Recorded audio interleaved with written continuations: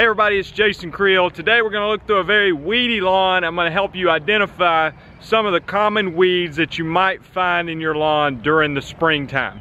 Let's take a look. Here's an overview of the lawn, and you can kind of see there's a lot of weeds. This is a Bermuda grass lawn without a lot of Bermuda grass. That has been sort of neglected from a weed control standpoint, but that makes it good for this video because we can actually see the weeds and learn different types. So let's check them out. Start with the easy one. I'm going to go a little bit quiz style and let you have a minute to try to identify it before I give you the answer. So what's this tall one here with a purple flower on it? That's actually henbit. Henbit's very common, at least in my area. I see it all over the place, and it's one when you see, I tell people, is your yard purple? You know, you got purple flowers all over it, and as you can see, this yard is just, there's purple flowers everywhere. So, but that's not the only weed that shows up this time of year that has a purple flower. Let me show you the other one that sometimes can get confused with henbit, and it's right here. You see here the different leaf. Now that one has a purple flower on it. Let's see, show you here. That one's called purple dead nettle. Let me show you the difference side by side. You can see the leaf difference. So the one in my hand here is henbit, and you can see how the leaf is clearly different from the purple dead nettle, which has more of a, looks like a spade if you're playing cards, the spades, where the henbit is not, it's more bunched up kind of deal. But they both have purple flowers, but not too difficult to distinguish when you look at them side by side.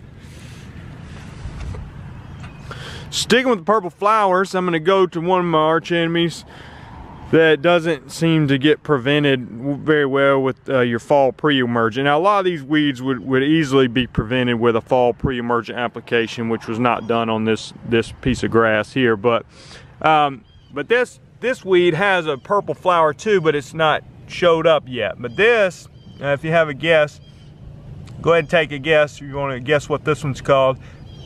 It's called field madder, and it'll put out a little small purple flower here probably in the next few weeks, and it can be a little bit more difficult to control, where some of these others are pretty easy to control with the standard three-way herbicide. The field madder, I usually have to use something different. I use blindside or change up, something like that, to control field madder, but it mats up and can really be invasive in your lawn. But it's a common one that you'll see in the springtime. One that we deal with a whole lot here, you can see here the little bunches of grass right here. That's called Poa annua, or annual bluegrass.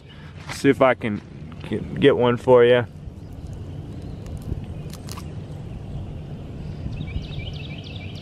Well, I didn't do a great job pulling that one up, but they put out a little fuzzy seed head, and can be very difficult to cut with a lawnmower once they put that seed head out. They're so wispy that they just don't cut very well. But the Poa can really take over.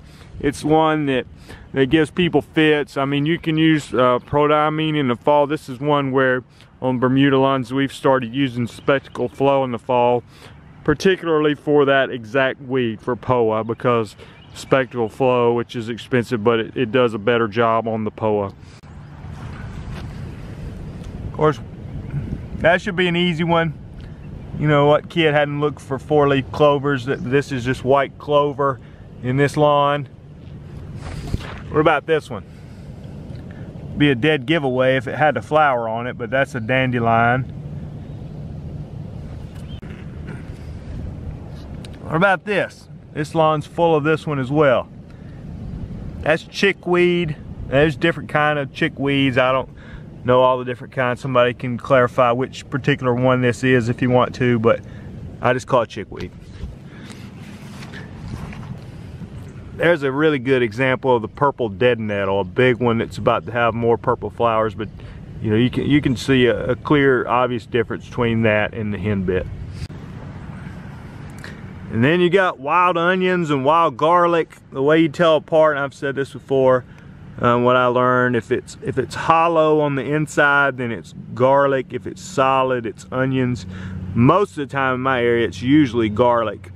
And I've found Blindside's a product that I use, and I can link to these products in the description of the video, but that's the product that I've found to get best results on wild onions. My own yard had a ton of onions and garlic. I call them onions usually, but probably mostly garlic. But anyway, I got really good results. Doesn't mean that none's gonna come back the next year. Probably will actually, but to me, Blindside's been the best product I've found for wild onions and garlic. Here's a good example here. What about this weed with the white flowers on it? That's hairy bittercress. That's something I've been seeing a lot of as well. And you got this one, where my finger's pointing. That's a geranium. And what about this one? This is a little bit more unusual one, but I've been seeing a lot lately. I had to ask recently what it was called. That's called annual blue-eyed grass.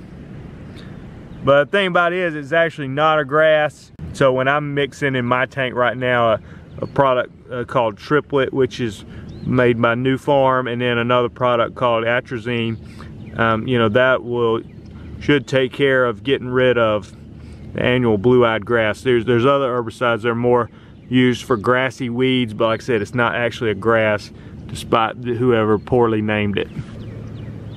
I'm asking for help from y'all on this one. I don't know what this is called, but it's got this little bitty purple flower on it, kind of a lighter green. Somebody that's watching the video, if you can inform us of what this one's called, but there's a lot of it in this particular lawn.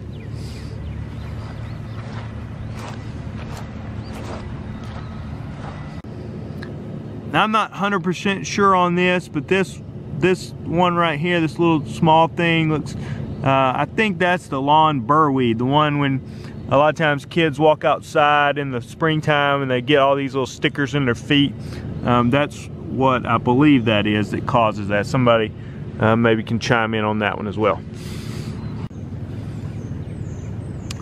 And this one, the actual grass in here, if you can see that grassy weed, it's not a great example. That's Dallas grass. It's, you know, we're filming this in late February, but it'll start showing more and more life as the spring comes on, and by, you know, the summer it'll be really big and ugly.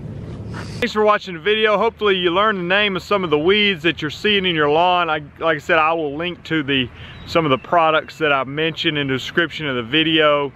And I want to do some other videos coming up where I show you how to control these weeds, maybe test multiple products on certain weeds and show you the results from that. But if you haven't done so, go ahead and subscribe to the channel. I'm Jason Creel. Thanks for watching the video. Or you can click on my channel name below, Lawn Care Life, and go check out the other videos I've done. I've got almost 500 videos. So thanks in advance for whoever's going to help me figure out the names of those 1 or 2 weeds that I wasn't sure about in the video. Thanks for watching. Talk to you later. Bye.